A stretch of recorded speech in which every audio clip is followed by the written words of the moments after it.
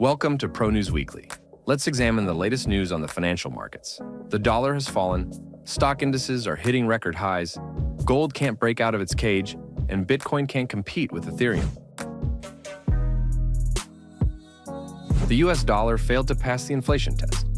The reluctance of consumer prices to accelerate has led the futures market to believe that the Fed will cut the federal funds rate in September.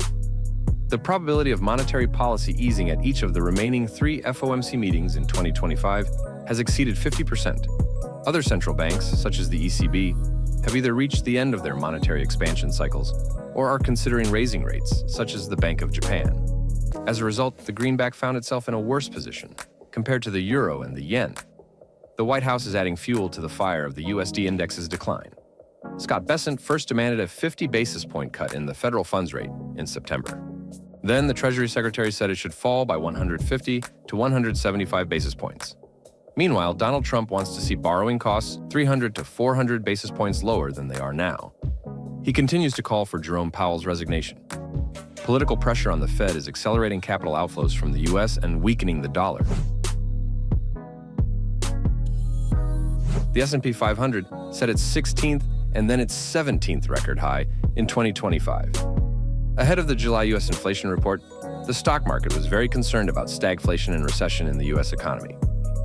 But consumer prices, which have stabilized at 2.7%, have calmed those fears. Greed reigns supreme. In such conditions, the broad stock index is set to continue its rally. The S&P 500 is ignoring trade-related news.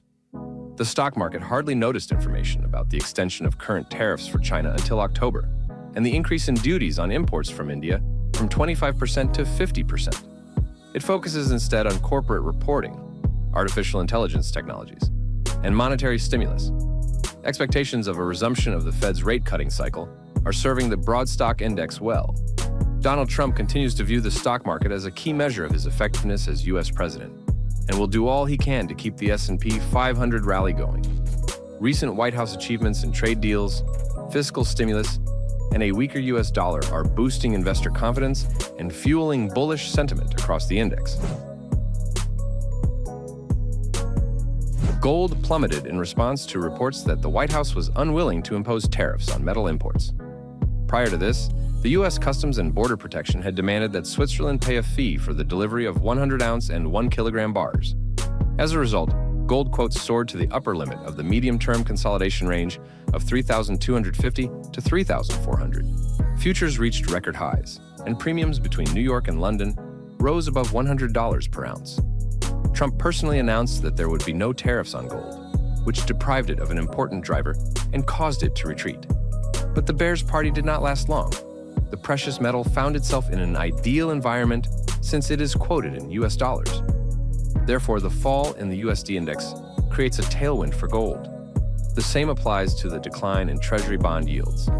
The precious metal is sensitive to rumors of a resumption of the Fed's monetary expansion cycle. If the central bank does indeed cut the federal funds rate 3 times in 2025, gold will have the opportunity to break out of its consolidation cage and resume its upward trend. Bitcoin set a record high but was unable to hold on to it. The acceleration of producer prices in the U.S. to a 3-year high signals difficulty in the Fed's rate-cutting process. In addition, the leader of the cryptocurrency sector is facing serious competition from the eternal runner-up, Ethereum. The U.S. Congress's adoption of the stablecoin bill has opened the door to the mass adoption of these tokens. About half of them use the Ethereum blockchain. The Ether rally is outpacing the upward movement of Bitcoin, since it correlates more with U.S. stock indices than Bitcoin. Specialized exchange-traded funds focused on it attracted $1.7 billion in August.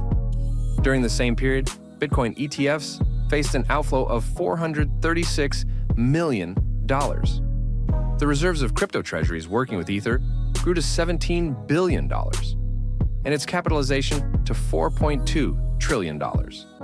The growing popularity of the second-largest digital asset has allowed Standard Chartered to raise its forecast for Ethereum from 4,000 to 7,500 by the end of the year.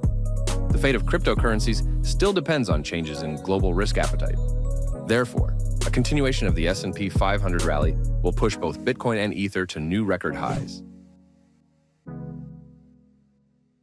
The central event of the week leading up to the 22nd of August will be the meeting of central bank governors in Jackson Hole. In the past, regulators have occasionally signaled changes in monetary policy. Now, something similar is expected from Jerome Powell. For a long time, the Fed has taken a cautious approach. It has been trying to assess how the White House's tariffs are affecting inflation and the U.S. economy. The cooling of the labor market from May to July is forcing the Fed to resume its cycle of rate cuts in September. It may seem that Jerome Powell is yielding to political pressure. President Donald Trump and Treasury Secretary Scott Sussman are calling on the Fed to cut rates aggressively. What will the Fed chairman's speech in Jackson Hole be like?